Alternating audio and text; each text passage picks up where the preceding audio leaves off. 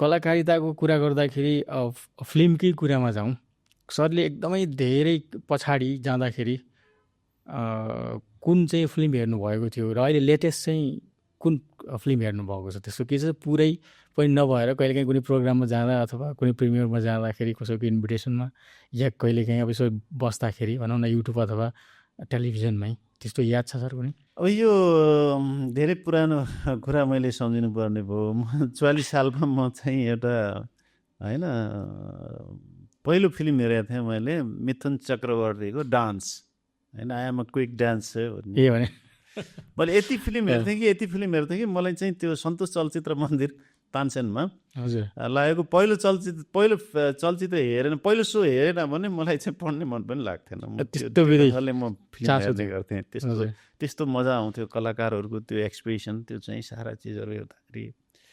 पछिल्लो आवरमा म चाहिँ अलिकति पेसा व्यवसायले चाहिँ शिक्षण पेसामा आइसकेपछि मैले फिल्म चाहिँ लगभग हेरेकै छैन भन्दा नि हुन्छ। नेपाली फिल्महरूको सर कुनै नेपाली फिल्महरू त हेरियो, साइनो हेरियो होइन। त्यसपछि चाहिँ मलाई के लाग्छ भने कलाकारहरू भनेको त जीवनसँग साक्षात्कार हुने चाहिँ महान व्यक्तित्व हुन् भन्ने मलाई लाग्छ। किनभने मान्छेको सबैभन्दा ठुलो कुरा के रहेछ त भन्दाखेरि मान्छेको स्वास्थ्य, खुसी होइन। यो मानसिक स्वास्थ्यलाई सन्तुलित बनाइदिने होइन खुसी हो। खुसी सिर्जना त्यति बेला हुन्छ जब मान्छेले अरूको अभिनय देख्छ र आफूलाई पनि हिरो बनाउने हो नि त। फिल्म हेर्ने भने त कस्तो भन्नु आफूले त्यो ठाउँमा राखेर रिएक्ट गर्छन् कि आफूलाई भिलेन बनाउने हो कि आफूलाई हिरोइन बनाउने कि हिरो बनाउने हो होइन। र त्यसरी चाहिँ तपाईँको साक्षात्कार गर्ने एउटा चाहिँ प्रमुख माध्यमको रूपमा मैले चाहिँ यो उसलाई लिन्छु, फिल्मी दुनियाँलाई होइन।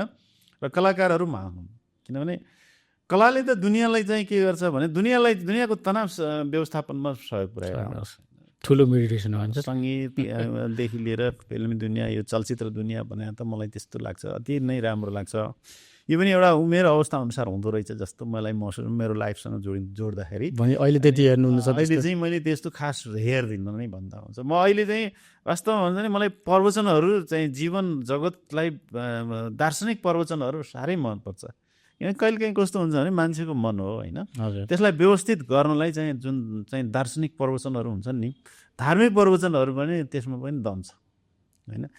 जीवन विज्ञानदेखि लिएर चाहिँ अब चाहिँ तपाईँको सद्गुरुको प्रवचनहरूदेखि लिएर चाहिँ तपाईँको जुन कुनै धर्म सम्प्रदायसँग सम्बन्धित प्रवचनहरू सुन्न मैले चाहिँ आग्रह गर्छु। किनभने मानसिक शान्तिको लागि र आफूलाई आत्मकेन्द्रित बनाउनलाई पनि त्यो पार्ट पनि एउटा चाहिँ महत्त्वपूर्ण छ। कानमा लगाउँदै योग गर्नुहोस्, ध्यान गर्नुहोस्, त्यसपछि खेलकुद खेल्नुहोस्, तर चाहिँ प्रवचन पनि यसो चाहिँ फुर्सदमा चाहिँ सुन्दै गर्नुहोस् भन्ने चाहिँ मैले अनुरोध गर्न चाहन्छु। म आफूले पनि अब यी कुराहरूलाई फिल्मी दुनियाँसँग म अहिले त्यति खासै नजोडे पनि गीतहरू म सुन्ने गर्छु। हजुर अब डान्स गरेको पनि मनपर्छ, तर पुरै फिल्म हेर्ने टाइम नभएर हो कि कुनै न कुनै समयमा त्यस्तो थिएन सर इन्ट्रेस्ट, अथवा म पनि कुनै कलाकारसँग जान्छु कि अथवा जाउँ कि भन्ने त्यस्तो भएन। तर अब आफूले हेरेको फिल्मको कलाकारको जस्तो कपाल बनाउने त्यस्तो चाहिँ त्यो सानो होइन, त्यो चाहिँ रमाइलो लाग्थ्यो। अब